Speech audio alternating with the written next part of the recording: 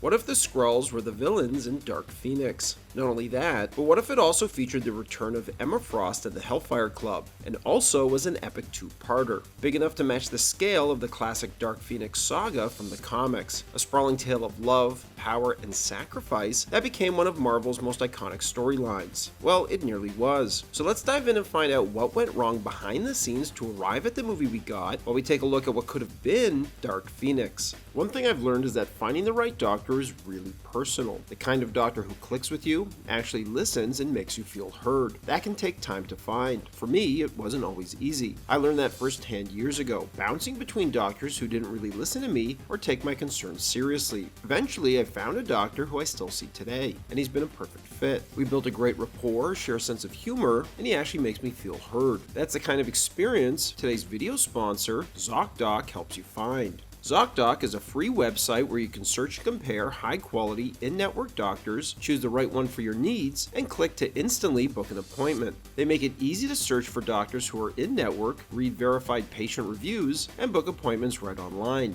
Not too long ago, I developed a hoarse voice, and I kept putting off getting it checked out. I figured it was nothing, until it got so bad I almost couldn't do voiceovers for my channel anymore. When I finally went, I was told I had a benign vocal lesion, and now it's something I really have to manage. And that was a huge wake-up call for me. Since then, I've learned how important it is to stop waiting and just make the appointment. With ZocDoc, it's simple to do exactly that. Instead of putting it off like I did, or spiraling online at 11 p.m. convincing yourself it's something worse than it really is, you can just hop on ZocDoc, find an in-network doctor, read verified reviews, and book an appointment right away. The best part is how simple it is. You can see doctors' real-time availability, pick a slot that works for your schedule, and book instantly. No phone calls required. Most appointments are available within 24 to 72 hours, and you can even snag same-day appointments. And it's not just for one type of care. ZocDoc has over 100,000 providers across nearly every specialty, from mental health to dental, eye care to dermatology, and more. It's a truly one-stop shop for all your healthcare needs, and the service is completely free. So stop putting off those doctor's appointments and go to ZocDoc.com/bulletsandblockbusters, also linked in the description, to find and instantly book a top-rated doctor today.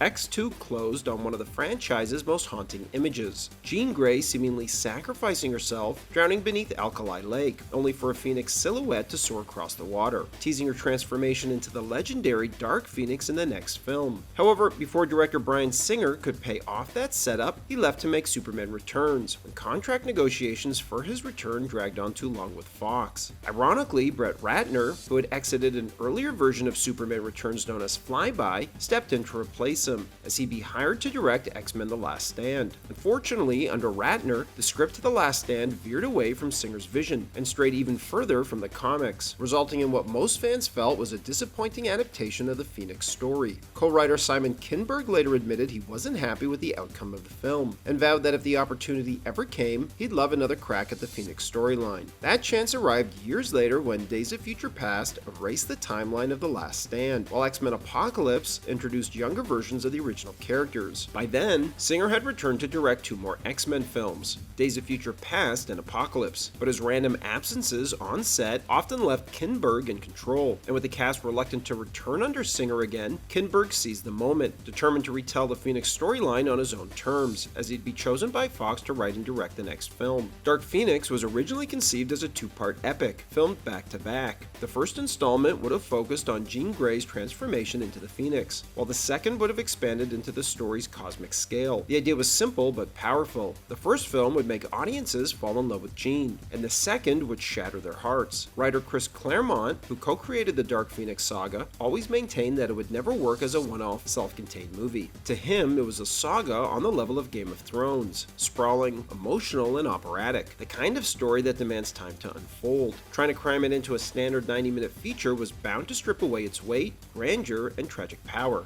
For the villains, Kinberg originally wanted to pay off the ending of First Class by bringing back the Hellfire Club, made up of Emma Frost, as well as Harry Leland, Friedrich von Rohem, the Strucker twins, Shinobi Shaw, and the Red Lotus Gang. In the comics, the Hellfire Club played a crucial role in the Dark Phoenix saga, with their inner circle manipulating Jean Grey, corrupting her mind, and setting the stage for her eventual transformation into the Dark Phoenix. However, after the disappointing reception at X-Men Apocalypse, Fox asked Kinberg to scale back his vision to one film, resulting in him scrapping the Hellfire Club and making the villains the Skrulls instead. Before Fox was acquired by Marvel, the screen rights to the Skrulls were shared by both studios, similar to the character of Quicksilver, which is why he appeared in both X-Men Days of Future Past and Avengers Age of Ultron. So what would the original movie have been about? The X-Men's rescue of the astronauts would have played out very differently. When Jean absorbs the solar flare, she's unable to contain it and expels a massive fragment of that energy. The blast destroys the shuttle Endeavour and sends that raw energy hurtling into space at incredible speeds, eventually slamming into the Skrulls' homeworld. The impact engulfs much of the planet in fire, killing countless Skrulls and pushing their species to the brink of extinction. Believing it to be an interplanetary attack, the Skrulls rally survivors and use their advanced technology to trace the golden trail of Phoenix energy back to Earth. After tracking it to Earth, the Skrulls land in secret and begin spreading across the planet. Using their shape-shifting abilities, they camouflage themselves within human society, quietly replacing key figures, infiltrating military bases, and embedding themselves inside government institutions, all as part of a larger plan to destabilize Earth from within and prepare it for a full-scale takeover. The lake house dinner scene was originally conceived as a much darker alien invasion sequence. Instead of 3 ships descending into the lake,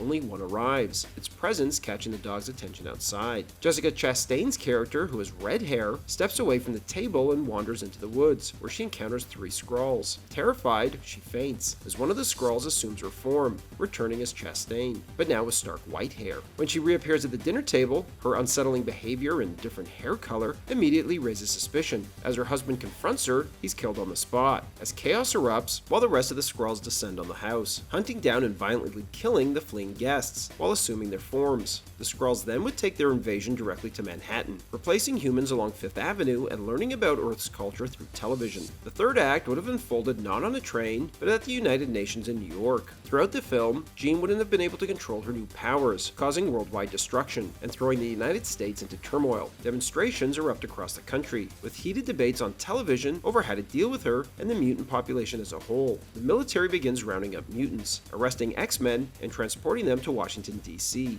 Xavier and Scott narrowly escape capture, only to see news reports that the president will address the United Nations about the mutant problem. Across the nation, protests divide the public, some demanding protection for mutants, while others call for their removal. At UN headquarters, Xavier and Scott slip into the crowd in disguise, careful not to be recognized since they're now fugitives. Outside, opposing mobs clash, one rallying in defense of mutant rights, the other demanding strict control and eradication. Inside the UN chamber, world leaders, agents, and military officials gather in tense anticipation of the president's speech, as the future of mutants hangs in the balance. Meanwhile, the Skrulls have called reinforcements from their homeworld, using interdimensional technology to travel across space as NASA detects unusual signals and realizes an attack is imminent. The climax begins when a massive Skrull ship descends on the UN, plunging the plaza into darkness. To prevent chaos, Professor X freezes the crowd with his telepathy. As Skrulls land and threaten to attack, Xavier rallies the nearby military to defend the building, only to discover that some soldiers and police are actually Skrulls in disguise, revealing themselves and igniting the battle. As the humans, as well as Professor X and Cyclops, become overwhelmed, Jean arrives as the Phoenix and begins to fight off the Skrulls. The battle builds to a devastating realization. More ships are arriving from space. Jean shares a final goodbye with Scott, asking to see his eyes one last time before blasting into space, her clothes burning away as she becomes pure flame. Surrounded by Skrull ships, she absorbs their bombardment until the strain overwhelms her. In her final act, she expands her power in a blazing inferno, destroying the fleet and sacrificing herself in the process. Professor X and Scott then return to the school, but their paths immediately diverge. Scott chooses to head to Washington to rescue the team, while Xavier decides to walk away from the school altogether. The very final shot of the film would have revealed that Jean didn't die, as a fiery silhouette of her flies through space. So what went wrong? The film was actually shot with the aliens intended to be Skrulls, but the rumor goes that after they were featured in Captain Marvel, which also had a strikingly similar finale of Captain Marvel flying into space and destroying one of Ronan's ships, Fox chose to reshoot and re-edit key sequences and completely redo the third act. The changes left the story muddled, and even Jessica Chastain admitted that her character kept shifting so much during production that she didn't even know the character's final name until she saw the movie at its premiere. Kinberg, however, pushed back on that explanation, insisting the changes came from test screenings where audiences complained that the climax focused too heavily on Xavier, Cyclops, and Jean, and didn't give the full team a chance to showcase their powers. Behind the scenes, Fox executives were drawing the wrong lessons from their previous misfire, Apocalypse. Instead of just admitting it was a bad movie, they felt it failed because of an excessive amount of explosions and scale. As a result, Dark Phoenix was conceived as the antithesis to that, a darker, more intimate story with psychological depth. While Fox aimed to release it outside of the crowd crowded summer blockbuster market. The plan was to release it ahead of Captain Marvel,